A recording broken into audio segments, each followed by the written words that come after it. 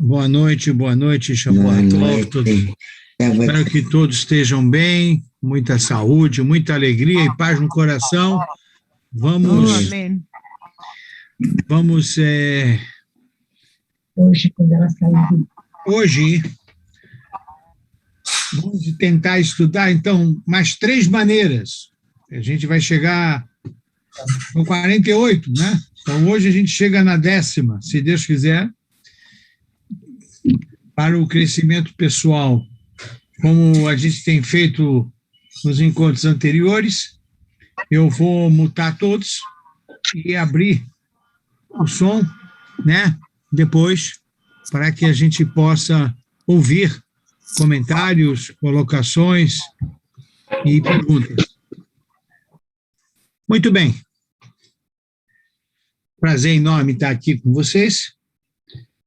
Nosso foco é a explicação do Pirkei Avot, que foi dada a nós pelo Rabino Noah Weinberg, e, na medida do possível, nós vamos trazendo outras fontes para reforçar a mensagem, né, que temos sobre os ensinamentos desta Mishnah, de acordo com as explicações que esse renomado rabino deu para nós.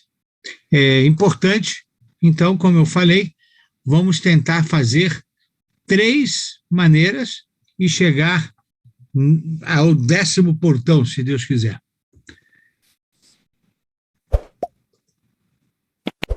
Nós temos estudado, né?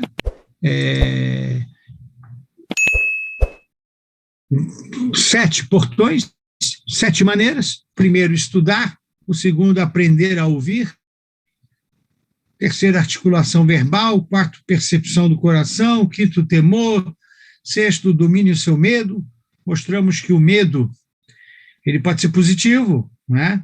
Não é vergonha ter medo, desde que a gente haja, a gente vá na direção, né? Com cuidado. E a humildade, que era a principal qualidade de Moshe, de Moisés, Ve'aish Moshe anav meod mikol pnei adam asher pnei adama. E hoje nós vamos entrar com alegria, pureza, e aí está aí um adjetivo, está aí uma qualidade, está aí uma virtude que precisa ser explicada. O que é pureza? O que é uma pessoa ser puro? Aliás, também a alegria, né? Definição de alegria. E honrar o sábio, né? Isso também é mais um degrau para aquele que queira alcançar o que nós chamamos, né, de crescimento pessoal. A alegria, diz o Rabino Noah Weinberg, é energia pura. Ela lhe dá poder, motivação, confiança para conquistar coisas que, de outra forma, parece muito difícil de tentar. Qualquer coisa que você for fazer, se você fizer com agrado, com alegria, com uma fisionomia positiva em seu semblante, certamente você terá mais condições de êxito. Isso é a introdução do Rabino, ou seja, por que Besimha, como do Pirkei Avot fala, Besimha, ela é importante, porque ela que te dá energia para fazer e tentar, mesmo que a agenda seja difícil, superá-la. Rashi, na Mishnah, no Pirkei Avot, ele diz que a Shekhinah, que a presença divina, só habita ao lado de pessoa alegre. Então, se você quer um componente indispensável para ter sucesso, que é o apoio divino, você precisa estar alegre. Mas se você não estiver alegre, você não terá a presença divina. Em outras palavras, mas como? Deus está presente em todos os lugares. Sim, essa presença divina, Shekhinah, ela é uma fonte, né, de inspiração, de força, que a intensidade dela, ela se multiplica ao lado de pessoa alegre. Ora, isso é de extrema importância que a gente defina, então, essa alegria, né? As consequências, quando eu me torno uma pessoa alegre, ou sei definir bem a alegria, é que você vai falar sem medo, que você está bem. Sua memória é muito melhor. Praticamente você não vê problema em nada quando a pessoa está alegre. Daí a importância que os nossos sábios disseram neste episódio do Tanar.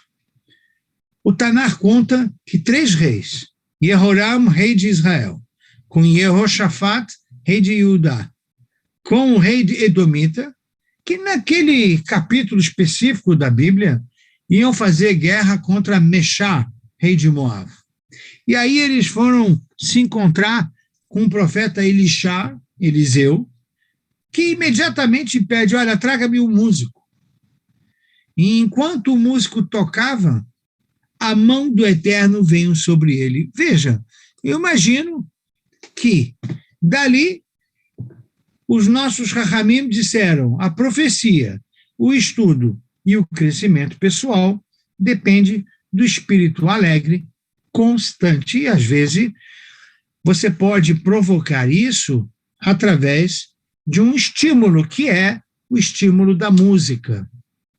É muito importante isso, né? Eu, particularmente, gosto muito de música, né? Acho a música um trampolim muito importante. Mas quem sou eu, né? O próprio Torá fala disso. Olha só esse episódio onde o profeta, que queria saber, queria orientar, queria verificar qual era a possibilidade do sucesso, teve que se assessorar com músicos. Não é à toa que os Leviim, os levitas, tocavam música no Beit HaMikdash, no grande templo. Era um local de inspiração e, às vezes, se faz necessário Shishi Hayu Aliveim Omrim Aladuhan. Os Leviim, Hayu Sharim, Hayu Menagnim, eles cantavam, eles tocavam, tudo isso para provocar a inspiração dentro do grande templo. Então, fica aí mais uma mensagem, né, de que como a música pode assessorar, ajudar a gente a ficar bem, ficar alegre. E a Torá, se quisermos, mais um local que vamos ler essa perashá, justamente no Shabat que antecede a Rosh Hashanah, e virão sobre ti todas as maldições, diz a Torá, porque não ouviste a voz do Eterno, em troca de não terem servido o Eterno com alegria. Olha só, nós não ouvimos o Eterno no sentido de não ter feito o que tínhamos que fazer, de ter servido o Eterno com alegria. Devarim, capítulo 28. Parashá Kitavô, momentos antes de Rosh Hashanah. Inclusive, hoje à tarde, mencionava na Alahá, no estudo diário de Alahá que fazemos na sinagoga, em Minchá e Arvit, que o Shulchan Aruch nos obriga a cortar cabelo, fazer a barba, comprar roupas novas para Rosh Hashanah. E aí há uma reflexão, como assim?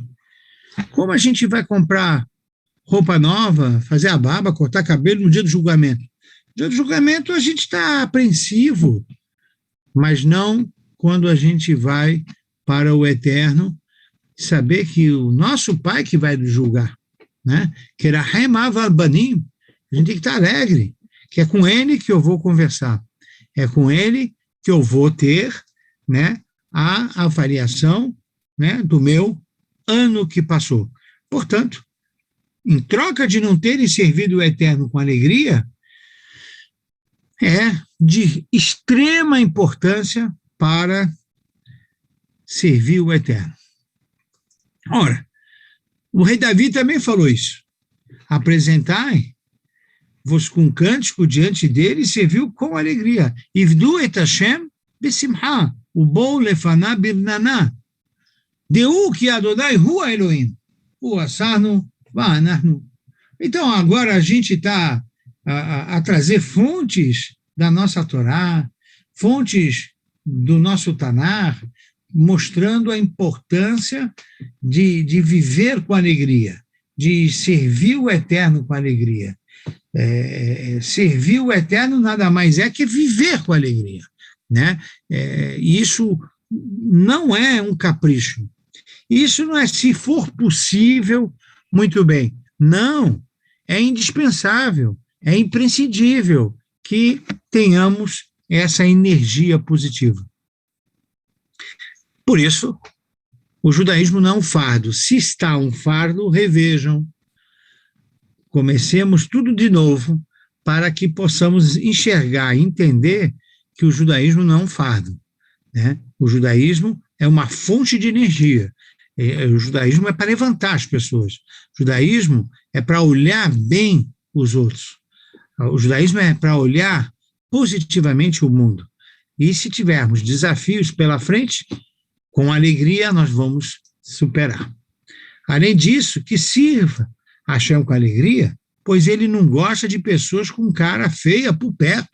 Então, se a gente vê uma pessoa com cara feia, a gente tem que provavelmente ir até ele e perguntar se ele precisa de alguma ajuda. E ele poderá falar, não preciso de nada. Mas então, comece a mudar esse semblante. O semblante não está adequado de acordo com as fontes judaicas.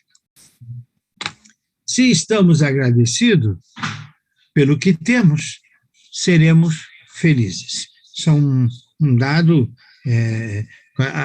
o Pirkei Avot mesmo pergunta, Eis o Ashir, quem é o rico? Asameach bechelko, aquele que está feliz com a sua parte. Então, quem é o feliz? Que considera a sua parte uma riqueza. É só trocar, né, a frase e fazer o jogo. Quem é o rico?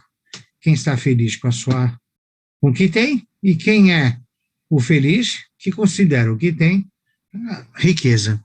Isso me parece que é o ponto fundamental nesta oitava maneira para o crescimento pessoal. A nona maneira, pureza, betahará. E o que significa betahará?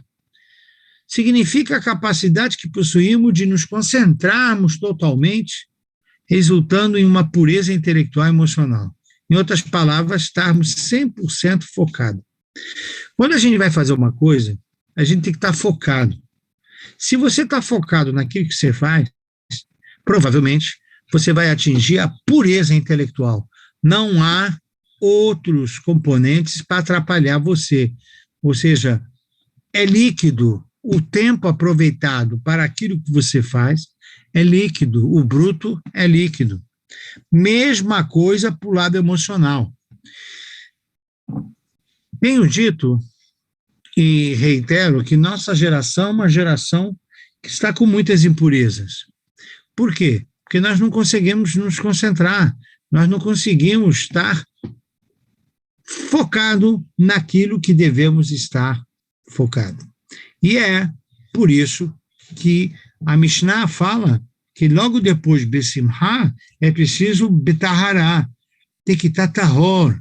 Tahor, então, na visão do Rav Noah Weinberg, é focado. Porque falar puro, o que é puro? Então, ele conseguiu trazer para nós algo palpável, concreto, objetivo. Pureza significa estarmos focados. Imagina que ele escreveu isso há muito tempo atrás, mas, claro, sempre tem Olimpíadas, e ele exemplifica como nas Olimpíadas a diferença dos resultados atléticos dependerá da qualidade e da concentração daquele atleta. Né? Quando ele está ali, né, no sentido puro daquilo que ele se propõe a fazer. Então, vamos pegar nossos exemplos são exemplos do nosso cotidiano. Vamos começar com uma coisa mais corriqueira. Se eu vou fazer uma refeição em família, então eu preciso estar puro naquela refeição. Puro significa totalmente voltado para a minha família. Agora, não dá para ficar com a minha família com televisão ligada, com celular na mesa. Quem convidou a celular para vir jantar, para vir almoçar? O celular não faz parte. Então, você não consegue ficar focado, porque você está no mundo inteiro passeando com o celular na mesa. Então, a diferença, né, quando a gente atribui esse conceito de Betahará, uma reza, por exemplo, eu vou para a sinagoga. Você vai para a sinagoga e vai rezar com pureza. O que quer dizer que você vai rezar com pureza? A tua mente e o teu coração farão um esforço para estar naquele momento com a mente e o coração na reza. Agora, não dá para estar na sinagoga e a mente está em outro lugar e o coração no terceiro lugar. Então, isso mostra que não há pureza naquele que frequenta aquele momento de reza. Ah, vocês vão me dizer, é muito difícil? Pois, para o crescimento pessoal não é fácil. O atleta, para ser o atleta, também não é fácil. O condicionamento que ele precisa não será diferente daquele que quer excelência intelectual e espiritual. Então, pegamos na nossa tradição judaica, que é as brachot. Nós fazemos brachá para tudo. Brachá, na verdade, é um dispositivo para fortalecer a consciência judaica. A qualidade dos preceitos e atitude para direcioná-las na direção certa. Então, vou dar alguns exemplos. Olha aí. Quando uma mulher acende as velas do Shabat, ela faz uma brachá. Naquele momento que ela... Ainda bem que ela faz essa brachá, porque é exatamente quando ela faz a brachá que ela consegue, né, direcionar o pensamento. Ela consegue, naquele momento, ela consegue colocar uma qualidade de concentração, pureza, né? Então, aquela foto aí que a gente tira de uma mulher botando a mão nos olhos e fazendo a brachá, é um raro momento de pureza ali, porque a pessoa está realmente fazendo os pedidos dela, né? O que é recomendado fazer por todas as mulheres na hora das velas. Esse é um momento único, talvez um dos momentos mais singulares de concentração, né, que um ser humano consegue fazer na hora das velas do Shabbat. Vejamos, quando a gente faz Netilat Yadayim, eu posso lavar a mão com sabão, posso lavar a mão com detergente, eu posso lavar a mão, mas isso é uma higienização. Mas quando eu faço uma purificação, é quando eu vou fazer uma brachá, me concentro para fazer Netilat Yadayim, ora porque eu acordei, ora porque eu vou comer pão, e vou fazer uma brachá antes de comer o pão. Existe todo um procedimento, um ritual, que parece que ele vai para a direção, como eu falei antes, do fortalecimento, né? O fortalecimento da consciência judaica. Vejamos quando a gente vai tocar um shofar. Também, quando a gente vai tocar o shofar, a gente precisa estar consciente na hora e estar muito concentrado para direcionar os pensamentos necessários na hora do toque do shofar. Então, a brachá é uma ajuda a gente não tocar o shofar como se fosse um apito, né? Para as mulheres não acender a vela como se fosse uma vela. E lavar a mão por higienização. Botar o tefilim, como está aí do lado, por botar um objeto. Não. Na hora de fazer a brachá, me ajuda nessa consciência. Então, purificação, ou pureza, ou nona maneira do crescimento pessoal, Betahará, é concentração total, para que a gente possa dedicar o intelecto e a emoção para os preceitos e atitudes que vamos fazer naquele momento.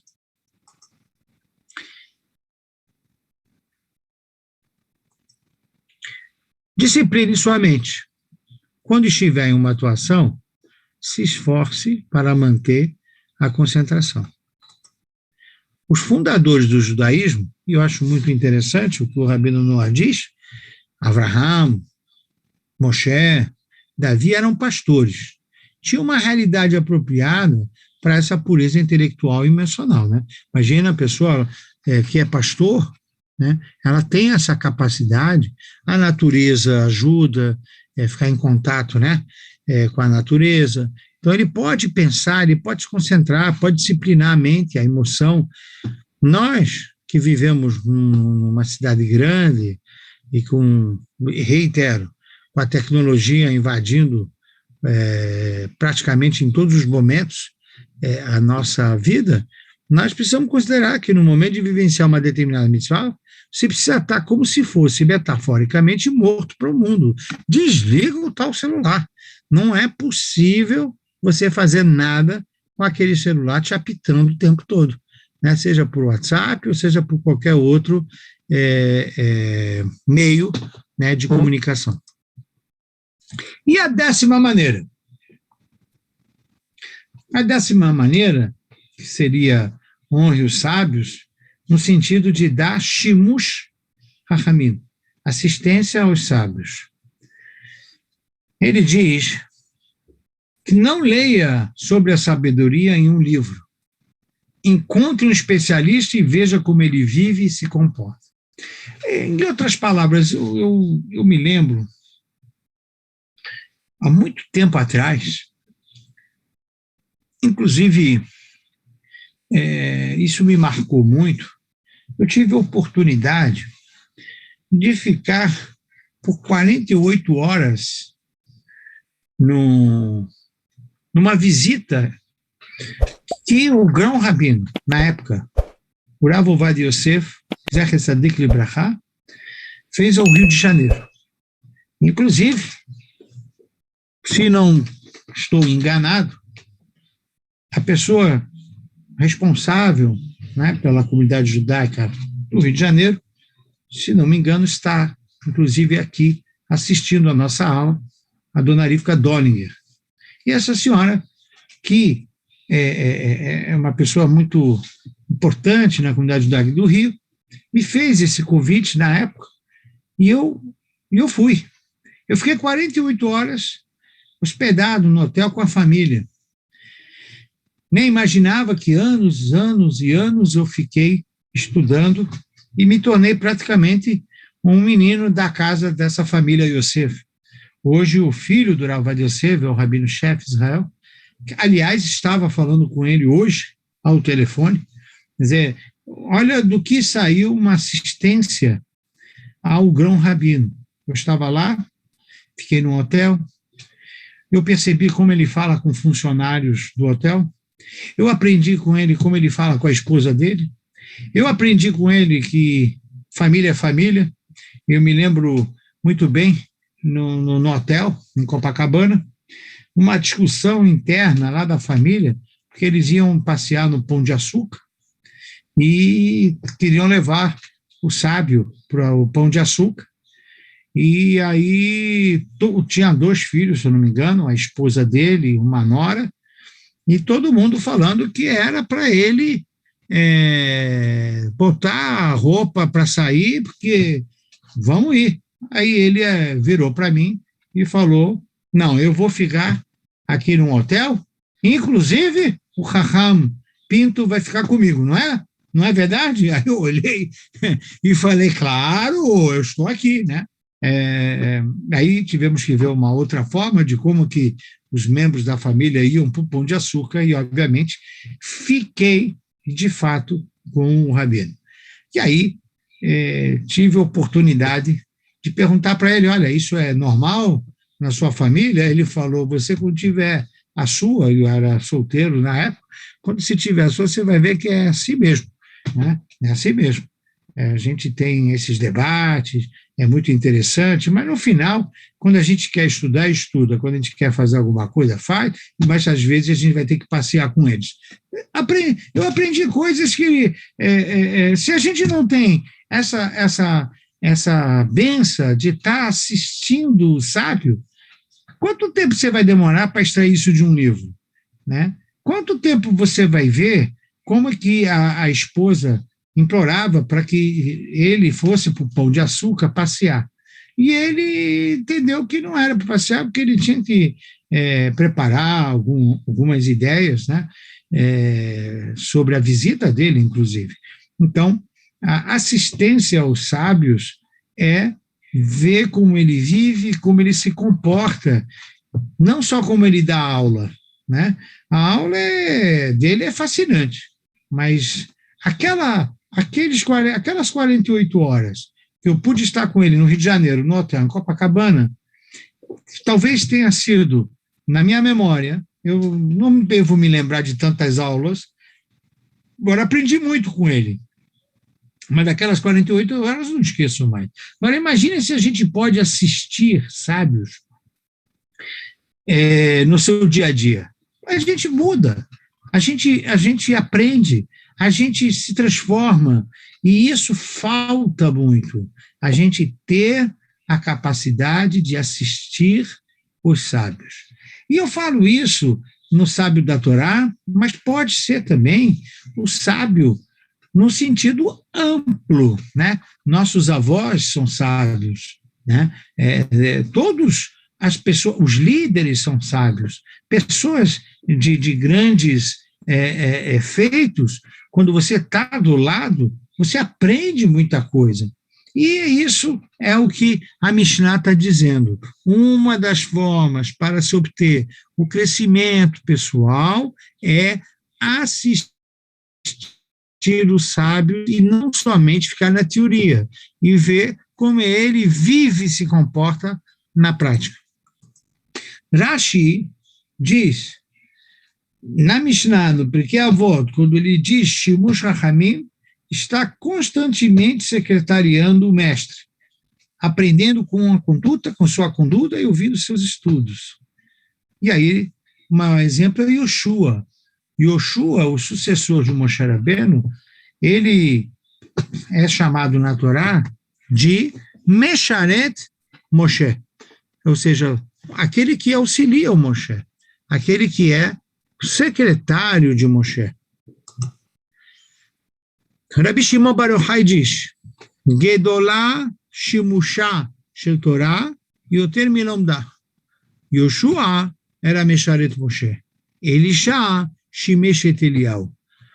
Ora, Rabi Shimon Bar Yochai, no Talmud, diz, é muito superior aquele que assiste um sábio do que aquele que assiste a Torá através do sábio, do que estudar a própria Torá. Olha a que ponto chegamos. Porque quando você tem a Torá na teoria. Quando você está com o sábio, você está com a Torá viva. Yoshua fez isso com Moshe e se tornou o sucessor de Moshe. Elisha fez isso porque era discípulo do Eliyahu Hanavi, acompanhava o profeta Elias, e Eliseu substituiu Eliyahu Hanavi. Conclusão. Aquele que secretaria o sábio aprende com ele a realidade. Ponto. Isso é um ensinamento importante. A realidade da vida precisa ser aprendida quando você está do lado de sábios. O ignorante é a pessoa que, apesar de ter estudado, não possui experiência de secretariar um sábio. Olha só o que o Talmud diz. E, portanto, o Rabino Noah termina. A chave da vida não pode ficar no achismo ou na adivinhação. É preciso servir aos sábios, aprender com ele e ajudá-lo. Cabe aqui o ditado popular, que um tolo aprende com seus próprios erros, já o sábio aprende com os erros dos outros. Se a vida é valiosa, por que adicionar erros se podemos evitá-lo de outra forma? Seja um aprendiz, siga seu mestre pela vida. Diferente que ocorre na fase escolar, que você tem um professor daquele ano letivo, ou daquela matéria, ou na academia, né, na faculdade. Também, professor daquela matéria. Mas o sábio é um professor pela vida.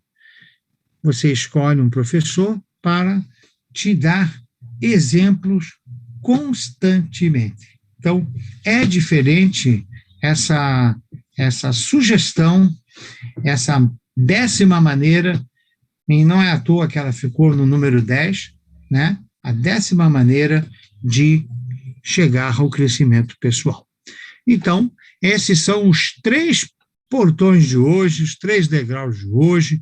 Conseguimos fazer isso de forma objetiva e fica aí a oportunidade para as pessoas, então, agora, nesse momento, que quiserem fazer uma pergunta, alguma colocação, alguma observação, ou se precisamos retomar algum ponto e esclarecer de forma mais aprofundada. Por favor, a palavra está franqueada.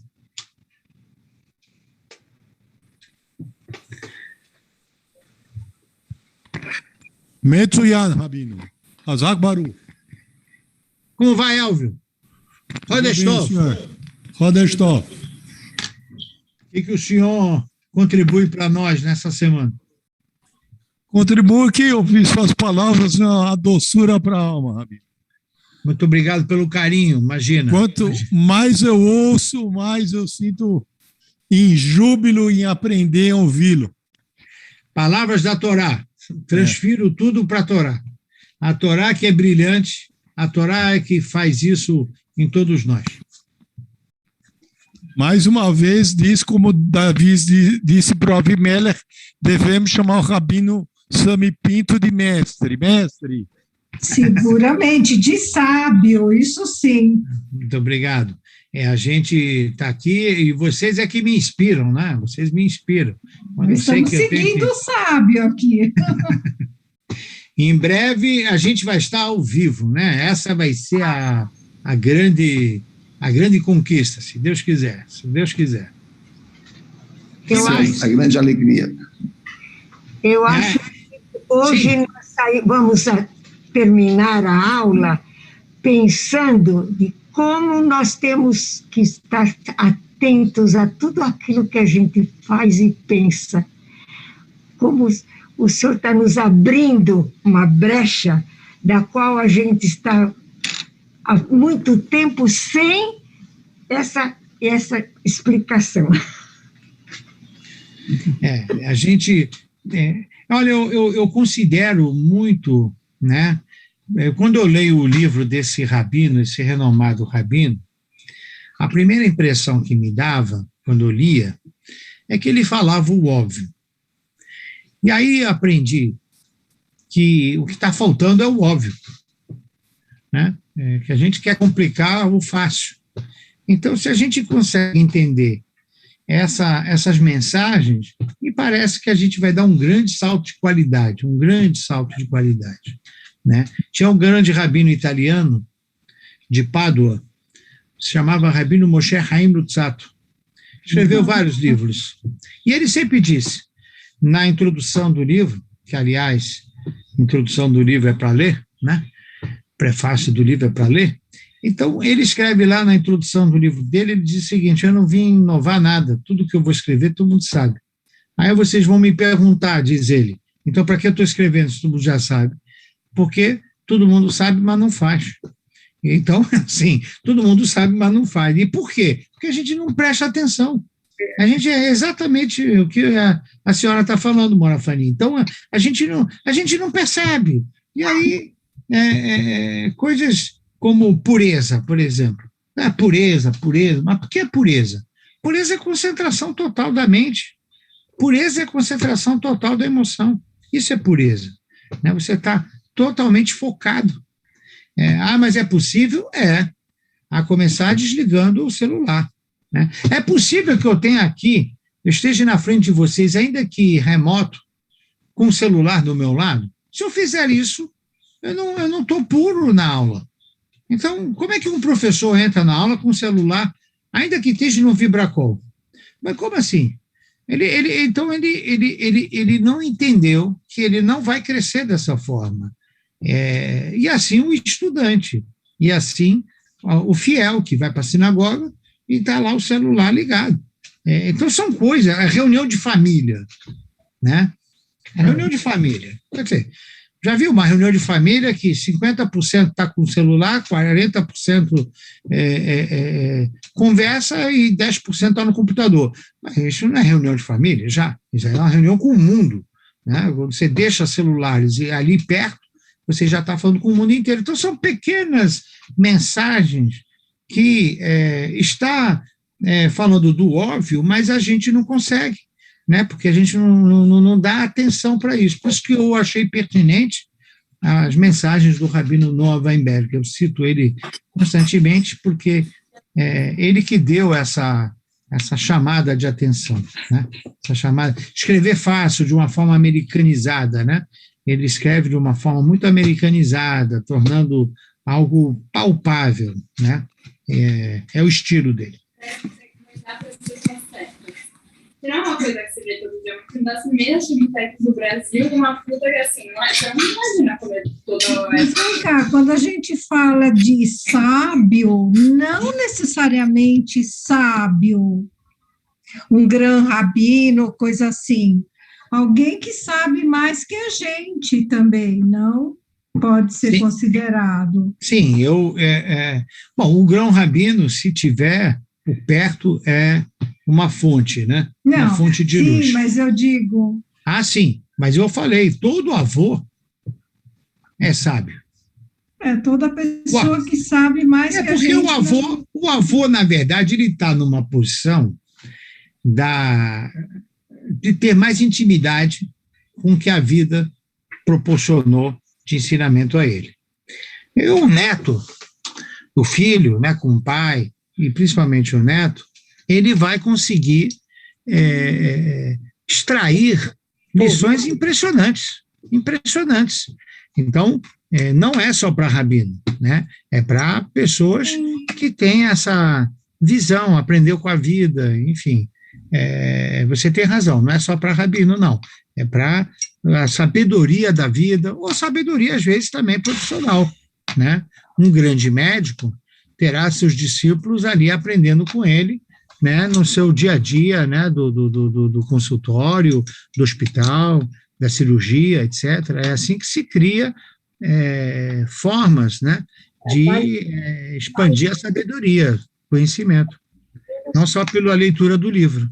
A postura da gente ser levada em conta. Né? E aí entra também eu não sei se a palavra é honrar, mas o respeitar os mais velhos, que é uma coisa que falta hoje em dia. Que a partir do momento que a gente respeita o mais velho, você vai ter um diálogo e poder aprender e absorver. Corretamente, é isso mesmo. E a gente, na lei judaica, por exemplo, como a gente já viu aqui, equipara-se, né, o respeito aos pais ao respeito a Deus e o respeito aos professores e aos mestres também. Então, a sociedade precisa rever esses princípios, precisa rever essas virtudes. Do compromisso de casamento. Muito bem. Que mais? Podemos contribuir com mais alguém, com mais alguma colocação? Sem dúvida, Rabino. Rabino. Quem é que está falando? Abraão Goldstein. Como vai, senhor Abraão? Tudo bem? Tudo bem, senhor? Tudo em ordem? Eu estou bem, graças a Deus. Pois graças não? A Deus, tudo bem. Eu acho que existe nessa reforço na questão da pureza, né? Concentração, pureza, a atenção. Foi lembrada a palavra há pouco aqui, é respeito. Quer dizer, quando estou conversando com alguém, ou outra pessoa conversa comigo, ou estou com um grupo, ou estou prestando atenção no grupo, ou estou prestando atenção no celular que está comigo, né? Então, estar conjuntamente, essa concentração, na verdade, associo muito essa questão do respeito. Quer dizer, eu estou consigo, se eu estou sentado consigo para conversar, trocar umas ideias ou estudarmos alguma coisa, nós temos que estar juntos. Então, nós temos que estar concentrados na ação e não deixar que os celulares ou computadores ou outros eventos participem. É muito mais, é um respeito a com quem eu estou lidando, com quem eu estou trabalhando, com quem eu estou conversando. E agora, o que a gente tem de problemas, principalmente, ainda mais o pessoal dessa juventude, vamos chamar assim, quer dizer, o grupo mais jovem do que a mim, eu posso dizer, eles estão mergulhados e atirados e sugados por um processo tecnológico de informação, e ninguém está sendo educado para aprender a organizar o seu tempo. Todo mundo coloca o tempo disponível como se estivesse disponível sempre para tudo. Mas não é para tudo. É para uma coisa por vez.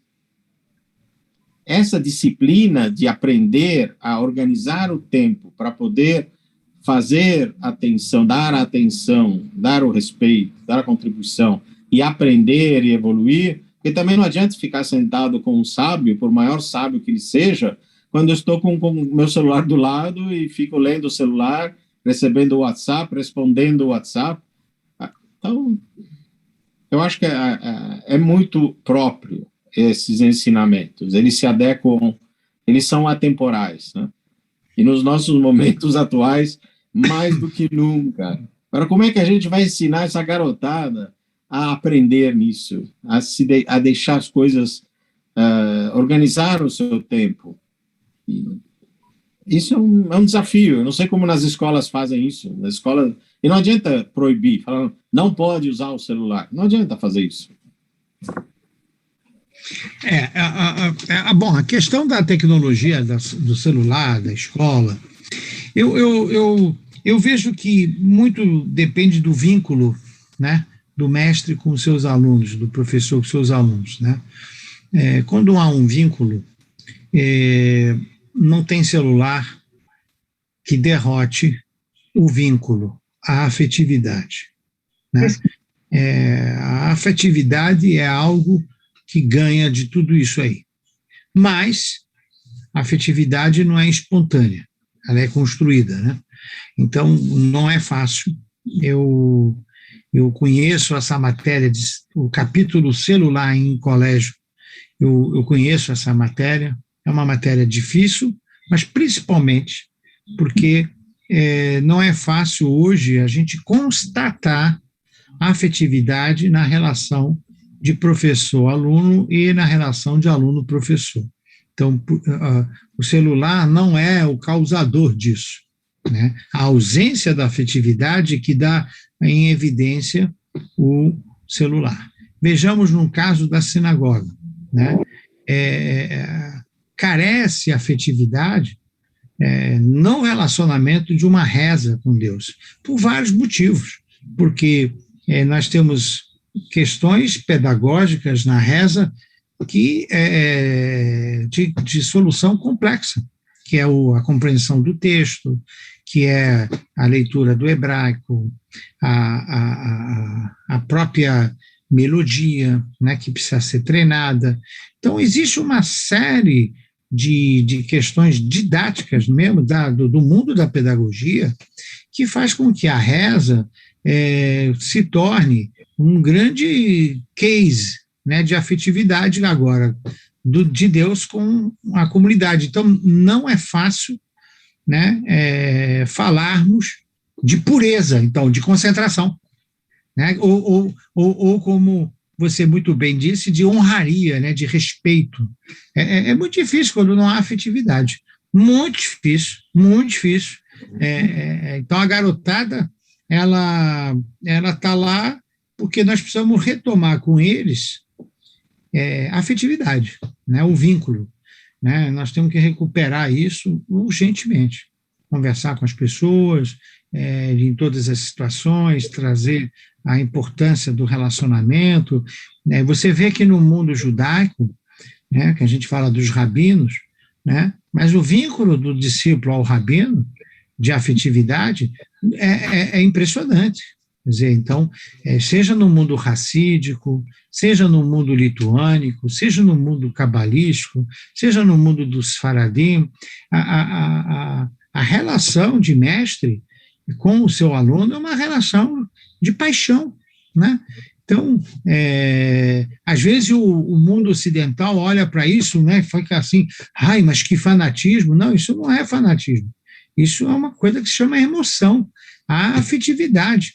O quanto que os grandes filósofos de educação tentaram produzir isso e não conseguiram fazer da mesma forma que na sociedade das academias rabínicas. Então, e mesmo assim, quando você tem problemas também nessas yeshivot, ou seminários, é porque não está havendo afetividade com aquele rabino e aquela classe.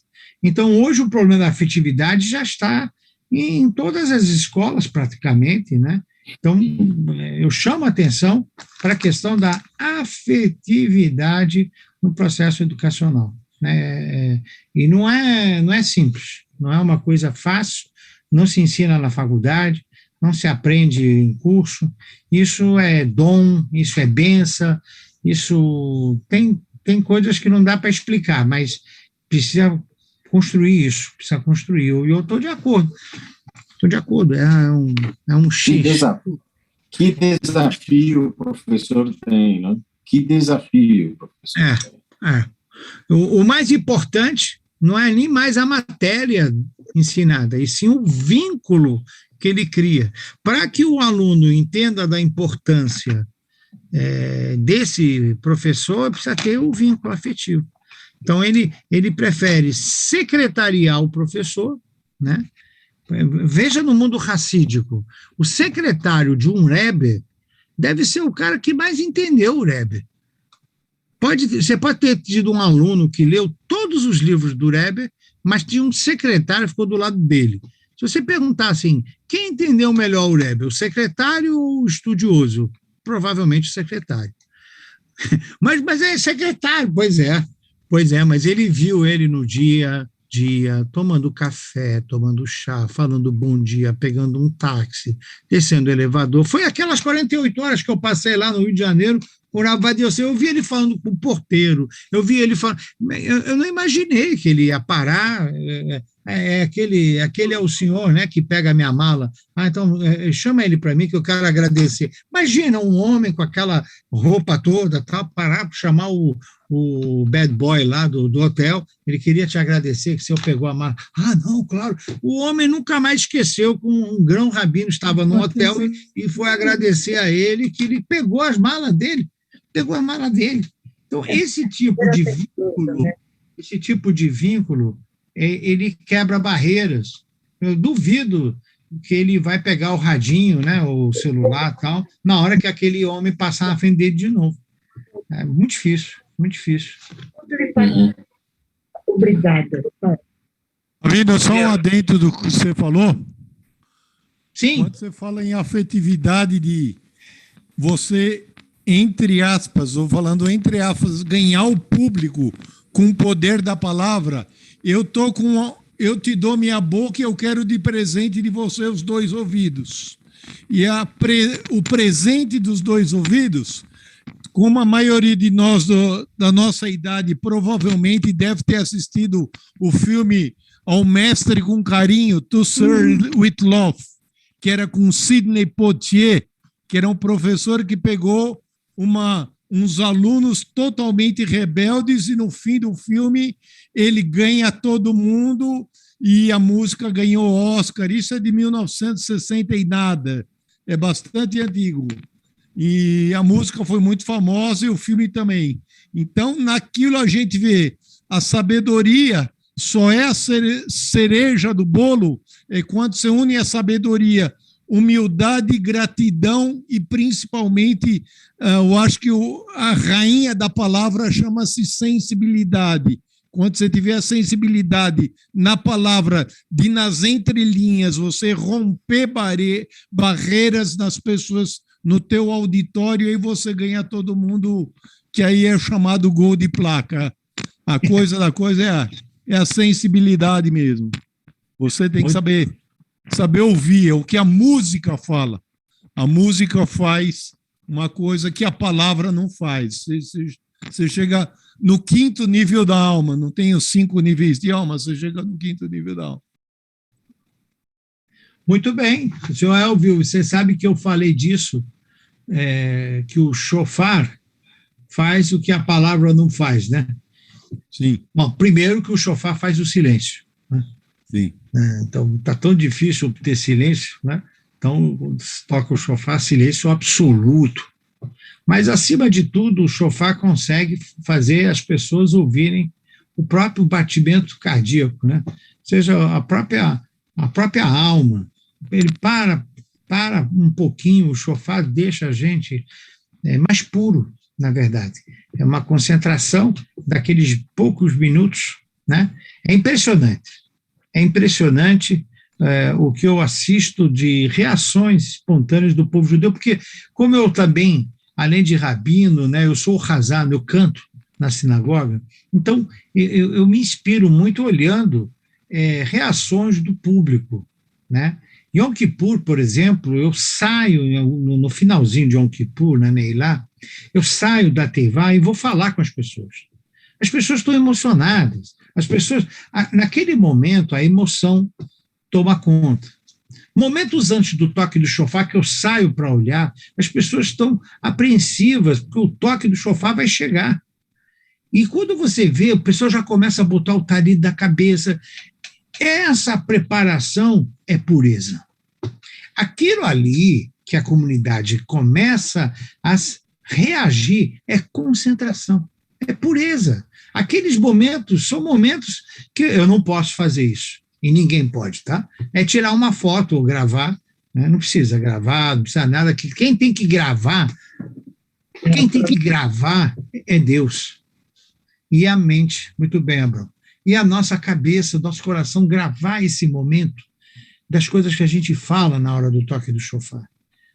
Tentem escrever, quando acabar o Shoshaná, o que você pensou na hora do toque do shofar. Coloque no papel. Coloque no papel, quando acabar Yom Kippur, quando a gente estava lá cantando Neilá, o que você pensou? Põe no papel. Olhe para o papel uma semana depois. Olhe para o papel um mês depois. Você vai perceber como a gente voltou para o celular e esqueceu do momento mais maravilhoso da nossa vida, que foi na hora do toque do shofar e na hora da Neilá. Por que o ser humano faz assim? Porque a gente é levado. Ele é levado pelo WhatsApp. Ele é levado pelo WhatsApp. É metafórico, né? Ele é levado pelo WhatsApp, é metafórico.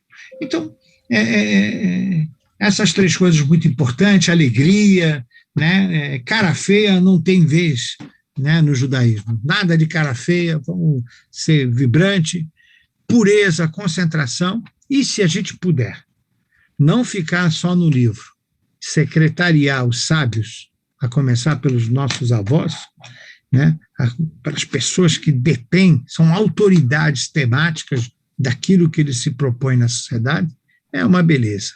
É uma beleza poder secretariá-los, poder ajudá-los e testemunhar uma grande aprendizagem de vida. É isso que foi o objetivo principal da aula do nosso encontro de hoje. Tá bem? Azal Baruch, Rabino. Bruchim Tiyu LaHashem, Shavua Tov, Chodesh Tov. Chodesh Tov, Baruch Rabino. Isso. Obrigado. Até a próxima semana. Aprendendo mais com o senhor, Rabino. Muito obrigado. Muito bem. Nota 11, Rabino. Isso obrigado. É nota 10 com 10% de gorjeta, Rabino. Nota 11. Boa noite, Rabino. Boa noite, Rabino. Muito obrigado. Boa noite a todos. Obrigada. Ganhei 26 risadas, que é o valor numérico do nome de Hashem, Rabino. Muito bem, Hazako 26 Baruch. risadas de presente, viu? Aparece. Hazak Baruch, Hazak Baruch, Rodestov, vamos orar. Obrigada.